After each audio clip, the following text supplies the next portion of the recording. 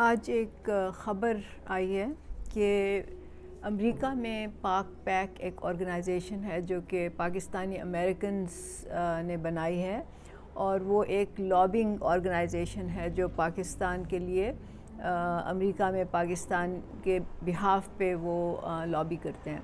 اچھا، آج یہ خبر آئی ہے کہ اس کی کوششوں سے امریکہ میں 6 کانگریس مین یا وومن انہوں نے ایک خط لکھا ہے پاکستان میں امریکن ایمبیسڈر کو کہ پاکستان میں جو اس وقت ہیومن رائٹس وائلیشن ہو رہی ہیں اس پہ احتجاج کیا جائے یا اس پہ آواز اٹھائی جائے۔ اچھا، بات یہ ہے کہ کیا عمران خان نے خود نہیں کہا تھا کہ ان کی جو حکومت ہے وہ امریکی سازش کی وجہ سے گرائی گئی ہے، کہ امریکہ ان کے خلاف ہے؟ کیا انہوں نے عوام کو حقیقی آزادی لینے کی دعوت نہیں دی تھی کہ وہ امریکہ کی غلامی چھوڑ دیں؟ کیا عمران خان نے یہ سارا بیانیہ اس لیے نہیں بنایا تھا کہ لوگوں کو مشتعل کیا جائے؟ تو یہ بہت ہی عجیب و غریب بات ہے کہ پاکستانی امریکنز جو ہیں ان کو بھی یہ بات سمجھ نہیں آ رہی۔ اب اس سے 2 باتیں، یہ جو آج ہوا ہے، جو یہ کانگریس مین جو ہیں انہوں نے یہ لکھا ہے، اس سے 2 باتیں واضح ہوتی ہیں۔ ایک تو یہ ہے کہ امریکہ میں جو لوگ رہتے ہیں، جو پاکستانی رہتے ہیں، وہ اپنے لیڈر کی طرح منافق ہیں۔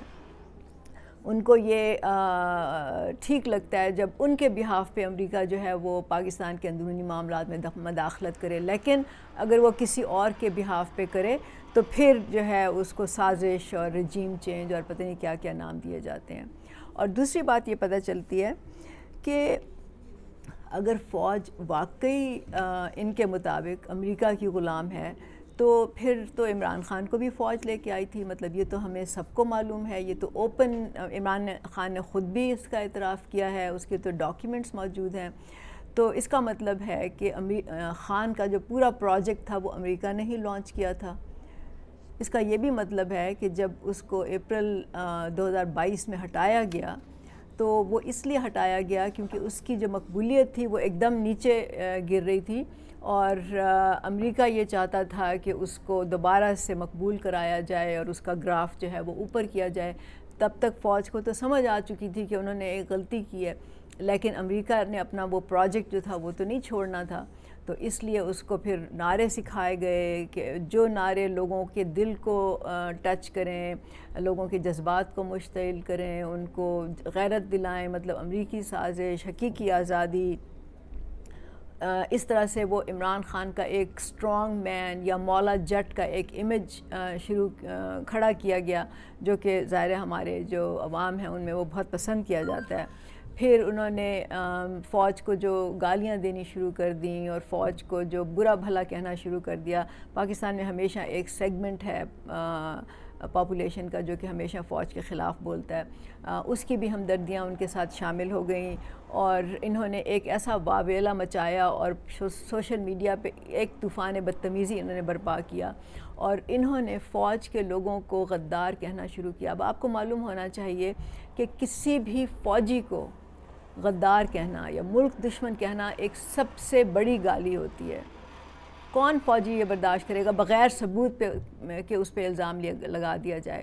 اور عمران خان نے ان کو میر صادق کہا، میر جعفر کہا، پتہ نہیں کیا کیا انہوں نے الفاظ استعمال کیے۔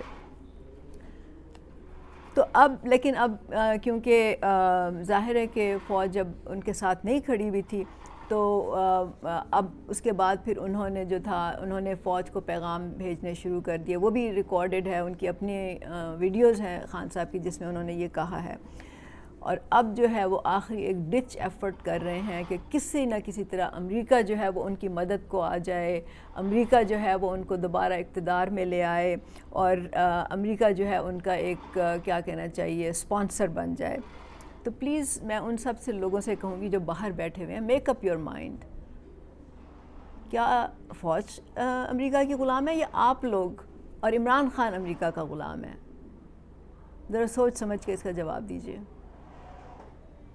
بہت شکریہ۔